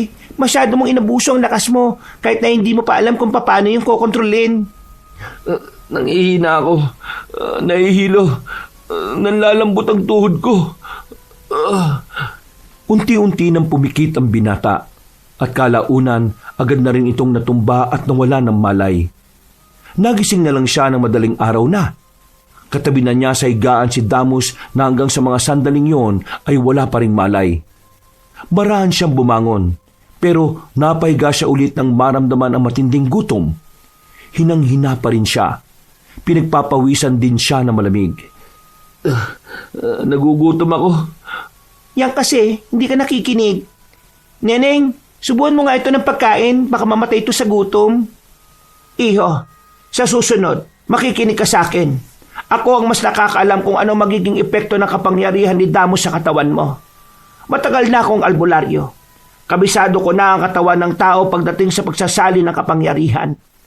Mabuti na lang at hindi na tumagal pa ang laban kanina. Kasi kung nasagad mo ang sarili mo, baka wala ka na ngayon. Pasensya na. Masyado lang ako natuwa. Naninibago ako sa sarili ko eh. Matuto ka na sana. Sila lolo, nakaalis ba sila sa gubat na ito? Nakalabas ang lolo mo, pero ilan sa kanila sugatan. Inabutan sila ng mga aswang. Buti na lang walang namatay. Ay nako, Pasaway talaga si Lolo. Hindi bale, kapag nakabalik na ako sa amin, ipapaliwanag ko sa kanya ang lahat. Nang sa ganun hindi nila tangkain pang kunin si Damos. Neneng, bantayan mo itong dalawa na ito. Belen, samahan mo ko. Saan po kayo pupunta? Kailangan namin buhayin ng ritual sa mga itak. Nang sa ganun wala nang aswang na makapasok ulit dito. Maswerte lang tayo kanina kasi hindi kasama ng mga aswang si Odario. Kung nagkataon tapos na tayo. Nagtataka rin ako, kung nagkaroon na sila ng pagkakataon na makapasok dito, bakit hindi pa nila kasama si Odario? Yun din ang iniisip ko. Nagkakatinginan na maglola sa kaisipang yon. Kaisipan na nagdudulot sa kanila ng pangamba. Para makasiguro na hindi makakapasok ang pinuno ng mga aswang na si Odario, muling binalikan ni Aling Rosa at Belen ang mga itak na nakabaon sa lupa. Isa-isa nilang yung ginawa ng ritual. Habang si Robin naman nanatili sa bahay at nagpapahinga, inaasikaso siya ng babaeng si Neneng. Gusto niya sanang kausapin ng babae pero hindi naman niya alam kung papaano sila magkakaintindihan. Kakahintay niya kay Aling Rosa at Belen na makabalik, nakatulog na lamang ang binata. Kinabukasan, umaga na pala. Nasaan mga tao rito? Hoy, Damos, gising ka na pala? Ano, kumusta pakiramdam mo? Masama ang pakiramdam ko. Sayang, di mo nakita yung kung paano ko lumaban kagabi. Patulog-tulog ka kasi. Maya-maya'y bumukas ang pintuan. Gising na pala kayong dalawa. Bumangon na kayo. Nagluto ko ng masarap na sabaw. Mas mapapabilis ang pag-recover niyong dalawa kung hihigop kayo nun. Pinilit ni Robin na makabangon. Inalalayan niya rin ang batang si Damos. Sabay silang lumabas at tumupo sa harapan ng lamesa sa labas. Maliwalas ang umaga. Parang payapa ang gubat kahit gabi lang nangyari ang patayan. Aling Rosa, pwede ba akong bumalik mamaya sa amin? Gusto ko lang makausap ang lolo ko. Delikado kung lalabas ka na mag-isa dahil nagre-recover ka pa lang. Pero kailangan ko makausap ang lolo ko Kailangan niyang maliwanagan kung anong nangyayari ngayon sa buhay ko. Sige, papayagan kita. Pero sasama sa iyo si Belen. Nako, hindi naman ako kailangan Malakas naman ako. Kaya ko na ulit lumaban. Sa pinakita mo kagabi, pinatunayan mo lang na hindi mo pa talaga kayang gamitin ng maayos ang kapangyarihan na pinahiram lang sa iyo. Masyado kang naging maligalig. Oo na. Sorry na. Excited lang naman ako Kasi bago sa akin yung lahat ng to Pero ngayon, pangako, hindi ko na uulitin yung kagabi. Kailangan mo pa rin ng kasama kahit paanong sabihin mo. Ay nako, maalas naman Bakit? Lugi ka pa ba sa akin? Hindi naman yun ang iniisip ko. Pagtitinginan tayo ng mga tao kung sasama ka sa akin tapos mukha kang Amazona. Kasuotan lang naman pala ni Belen ang problema mo. Madali lang naman gawan ng paraan yan. Napangiti na lamang ang matandang babae. Pinagbis nito ang dalaga. Sa halos 10 minutong paghihintay ni Robin, lumabas na rin ng bahay ang dalagang si Belen. Sobrang layo na nito sa itsurang Amazona. Nakasuot ito ng kulay puting dress. Nakatali ang buhok at simple lang ang inilagay na pampaganda sa muka. Napanganga ang binatang si Robin. Sa sobrang ganda ni Belen, hindi na niya ito makilala. Hanggang sa makalabas na nga sila ng gubat ng dangal, hindi pa rin makapagsalita si Robin sa kagandahan ng babae. Bakit? Pangit pa rin ba itong suot ko? Ha? Hindi Sobrang ganda mo dyan. Hindi nga kita nakilala Ngayon, ang problema ko naman, baka pagkaguluhan ka ng mga lalaki. Ay naku, ang dami mong angan. Uuwi na ako, bahala ka na nga sa buhay mo. Uy, sandali lang. Hindi naman sa ganun. O sige na, sumama ka na sa akin. Akong bahala sa'yo. Baka lang ibang iniisip mo Lilinawin ko lang Sasamahan lang kita para may alalay sa'yo sakaling bigla ka na lamang atakihin ng mga aswang. Oo na, alam ko naman yun Ipinagpatuloy na lamang ng dalawa ang kanilang paglalakad hanggang sa makarating na nga sila sa baryo nila. Pagpasok pa lang nila sa lugar, nakatingin na ang lahat ng tao sa kanila. Lalong-lalo na ang mga kalalakihan. Hindi mawala-wala ang tingin nila sa babaeng si Belen.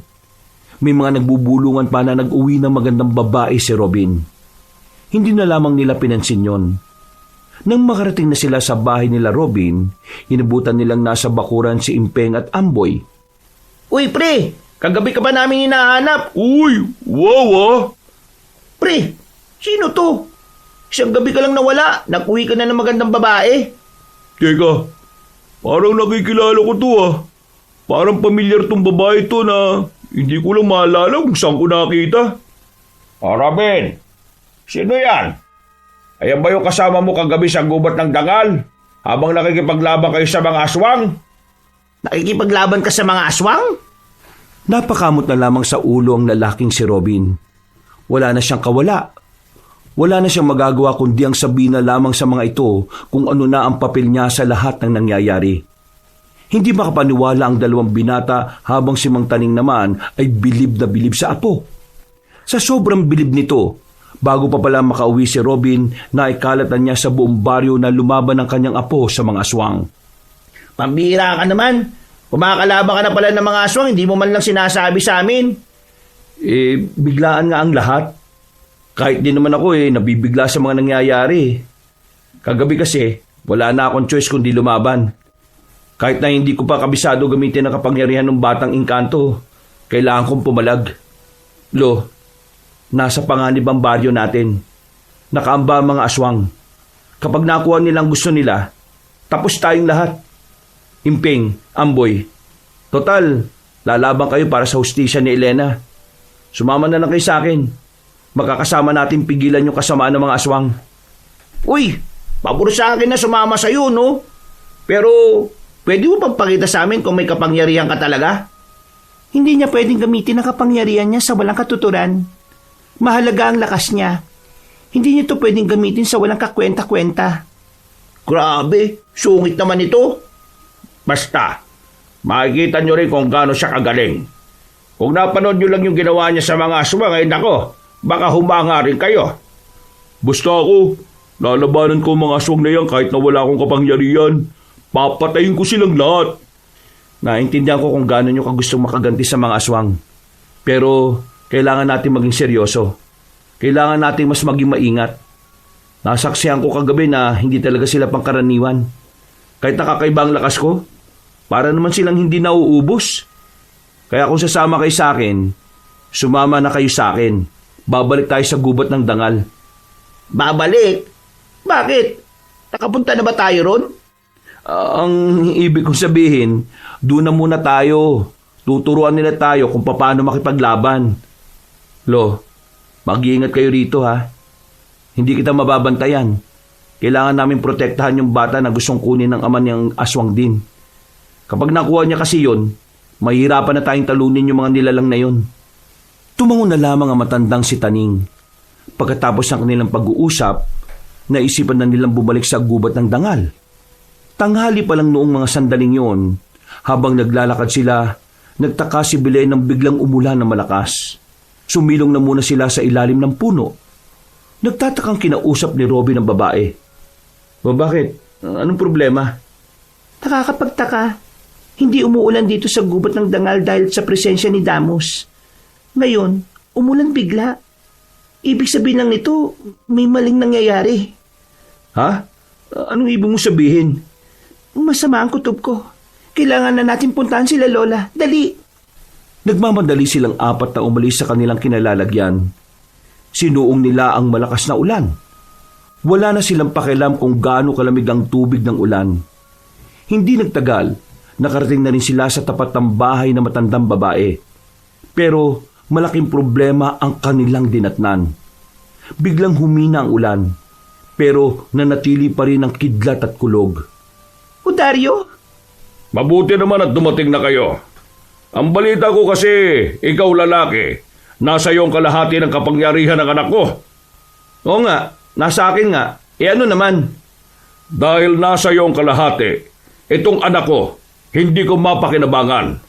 Kaya naman para makuha kong buong kapangyarihan niya, kailangan mo mamatay. Oo, alam ko na yan. Nasabi na sa akin yan ni Aling Rosa. Meron ka pa bang ibang sasabihin na hindi ko alam? Isa-isang nilapitan na matandang si Odario si Aling Rosa, Neneng at Damos na nakatali sa haligi ng bahay. Nakaramdam ng pag-aalala si Robin nang makita niyang wala ng malay si Damos. Anong ginawa mo sa bata? Wala naman. Nakatulog lang siya. Sinubukan kasing kunin ang kailangan ko sa kanya. Ang kaso, nasa iyo pala ang kulang. Kaya, kasalanan mo. Dami mo pang satsat. Simulan na natin to. Biglang sumipo na matandang lalaki na si Odario. Naglabasan naman ang mga aswang sa paligid. Napapalibutan na sila ng mga yon. Bagay na nagdulot naman ng kaba sa dalawang binata na kasama ni Robin. Ang dami nila. Sino ba dyan yung pumatay kay Elena? Kahit sino lang dyan. Pareho lang naman masasama ang mga yan eh. Alam niyo ba kung paano ako nakapasok dito kahit na may mga ritual kayo? Isa lang ang ibig sabihin nun. Malakas ako! Huwag kayong papasindak sa kanya. Kagabi pa siya narito sa gubat ng dangal. Nagpanggap siyang bilang loro kaya hindi natin siya nahalata. Yandaan niyo mga sarili niyo. Kakayanin natin to. Seryoso? Kaya natin silang lahat? Para kay Elena, para kay Damos, at para sa mga taong inosente na biktima nila. Para sa baryo. Naramdaman na lamang ni Robin ang biglang pagkakaroon ng malakas na hangin sa kanyang magkabilang kamao. Naipon ang hangin na yun sa kanyang kamao at agad na lumapit kay Odario. Sa sobrang bilis niya, hindi na namalayan ng pinuno ng mga aswang na nakalapit na siya. Sinuntok niya ng 2 beses sa sikmura. Tumilapon yon hanggang sa kakahuyan. Nanlalaki mga mata ni Impeng at ni Amboy sa mga pagkakataong yon. Dahil sa kanilang nasaksihan, tila nabuo ang kanilang pag-asa. Mga pre, kalagan niyo si Aling Rosa at Neneng. Kailangan natin sila. Ako na munang bala sa mga aswang na ito at dun sa pinuno nila. Dali! Seryoso na ang binatang si Robin noong mga sandaling yon. Ramdam na rin niya na kontrolado na niya ang kapangyarihan ng tinataglay niya. Pinagsusuntok niya ang mga aswang na umaatake sa kanya. Nang makita niyang nakawala na sa pagkakatali si Aling Rosa at Neneng, dito na niya pinuntahan na matandang si Odario. Inaamin ko na malakas ka nga. Pero hindi pa rin ako bibilib sa lakas na hiniram mo lang naman sa batang engkanto. Hindi ka natural, kaya hindi ako kinakabahan sa'yo. Hindi ko alam kung paano kita tatalunin. Pero sinisiguro ko, hanggat nararamdaman ko ang kapangyarihan ni Damo sa katauhan ko, gagawin ko lahat para mapigilan ka sa mga binabalak mo. Alam mo, wala ka naman talagang dapat pakialam sa gulong ito eh. Ang hindi ko maintindihan, bakit ka nagpapagamit kay Rosa? Ikaw ang ginagawa nilang kawal para humarap sa hari ng mga aswang. Hindi ka ba natatakot na mamatay? Mamamatay ka sa isang obligasyon na hindi mo naman dapat ginawa. Alam mo kung bakit ko ito ginawa? Dahil ito ang paraan ko para protektahan ang lugar na sinilangan at kinamulatan ko. Hindi mo ako maintindihan dahil parang kahit kailan hindi ka naman nakaramdam ng pagmamahal. Pagmamahal? Paano ako makakaramdam ng pagmamahal wala namang aswang na naniniwala sa pag-ibig? Mga taong hibang lang ang nagpapakabaliw sa pagmamahal. Mali ka dyan. Hindi hibang ang mga taong umiibig. Dahil ang mga taong umiibig, nagbibigay ng halaga sa buhay ng isa't isa. Ngayon, papatunayan ko sa iyo kung gaano makapangyarihan ang pag-ibig naming mga tao. Ipapaintindi ko sa iyo kung anong tunay na pagmamahal na ipinaglalaban ng mga tao. Di kung ganon, simulan na natin kung talaga nga bang mas malakas ang pag-ibig kesa kasamaan. Hindi na nagsayang pa ng oras si Robin. Ginamit agad niya ang kanyang bilis. Pagsuntok niya, nasalag ni Odario ang kamao niya. Pero agad namang ding humataw ang kanyang kaliwa. Tinamaan niya ang aswang sa panga. Hindi pa nakontento ang binata. Sinipa niya pa ito sa sikmura. Sumuka agad ng dugo si Odario. Pero sa mga sandaling ito, tila nasasayahan pa ang kalaban ni Robin. Yan! Ganyan nga! Gusto ko yan! Huwag ka na magsalita pa! Isang malakas na suntok na naman ang ginawa ni Robin. Basag na ang mukha ni Odario sa dami ng suntok na pinakawalan niya. Halos hindi na makita ang mukha nito. Pero hindi para sa aswang na yun. Nagsisimula pa lang pala ang lahat. Nagbago ang anyo ni Odario. Lumaki ang katawan nito at medyo tumangkad. Hindi yun inaasahan ni Robin kaya natigilan siya sandali. Simulan na natin ang tunay na laban! Napakindat lang sandali si Robin. Nasa harapan na agad niya si Odario. Dinukot nito ang kanyang muka. Malakas niyang isinubsob sa lapag. Sinipa ang ulo nito at maging ang kanyang likod. Kung hindi lang dahil sa kapangyarihan na meron ng katawan niya, baka nagkandadurug-durug na ang kanyang buto. Nakawala si Robin. Dumistansya siya. Aminado siyang malakas ang katapat niya. Hindi siya pwedeng magkaila. Kitang-kita niya sa mga natamo niyang galos na mahihirapan siya sa mga sandaling ito. Oh, bakit? Natatakot ka na ba? Nagsisimula pa lang tayo, di ba? Manood ka! Bigla na lamang lumakas ang hangin ng mga sandaling yon. At dahil dito, nawala sa tamang posisyon si Odario. Si Robin naman, sinamantala niya ang pagkakataon na hindi nakahanda ang kanyang kalaban. May kung anong mabigat na enerhiya ang nabuo sa kanyang kamao. Paglapit niya, sinuntok niya ulit sa tiyan si Odario. Sa lakas ng pagkakasuntok niya, tumalsik na naman ang aswang ng malayo. Hindi pa nakontento si Robin. Mas ginamit niya pa ang kapangyarihan na meron siya. Biglang umulan ng malakas. May kasama pa itong kulog at kidlat. Tikman mo ang sama ng panahon! Itinaas ni Robin ang kamao niya. Tumama ang kidlat doon at pagkatapos ay mabilis niyang sinuntok si Odario. Nang tamaan niya ito sa dibdib, ay nakuryente din ang aswang. Nalapnos ang buo nitong katawan, dahilan para manghina ito. Bakit ganyang kalakas yung kapangyarihan ng anak ko? Alam mo kung bakit? Kasi hindi ito ginagamit sa masama. Ginagamit ito para sa kabutihan. Kabutihan na dulot ng pag-ibig. Dinakma pa ni Robin ang leeg ni Odario. Sinuntok niya ito ng ilang ulit ng marami sa tiyan. Lupaypay na si Odario ng mga sandaling yon, pero gumigewang-gewang na ito.